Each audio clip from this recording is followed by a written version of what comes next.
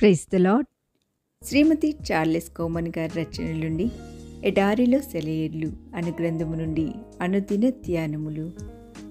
ప్రతి దానికి సమయం కలదు, ఆకాశము క్రింద ప్రతి ప్రయత్నమునకు సమయం కలదు.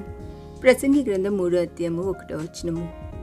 ఒకరోజు అపోస్తలుడైన యోహాను విశ్రాంతిగా నేల మీద కూర్చొని తన పెంపుడు ఊరేలు పిట్టుతో ఆడుకుంటూ కాలం గడపడాన్ని చూసిన ఒక వేటగాడు ఆశ్చర్యపోయాడట.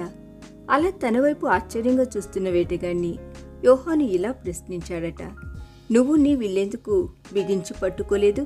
భుజానికి తగిలించుకొని దానికి విశ్రాంతి ఇస్తున్నావెందుకు?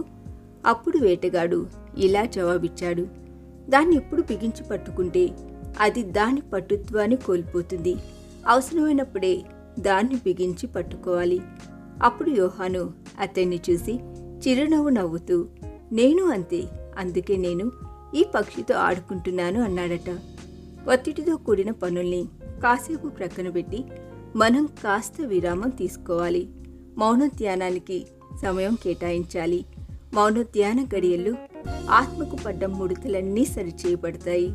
సముద్ర తీరాల్లోనూ పర్వత శిఖరాలపైనను విరామ సమయాన్ని గడపడం అందరికీ సాధ్యం కాదు. మనందరికీ విరామం లేనన్ని పనులుంటాయి, అందులో సందేహం లేదు.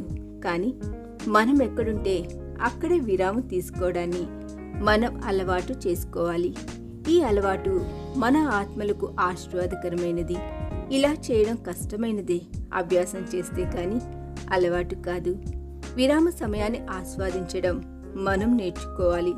విశ్రాంతి తీసుకోవడంలో దాగి ఉన్న రహస్యమేంటో మనం తెలుసుకోవాలి. ఈ దిన ధ్యానము మనందరి ఆత్మీయ జీవితమునకు ఆశీర్వాదకరముగా ఉండునుగాక.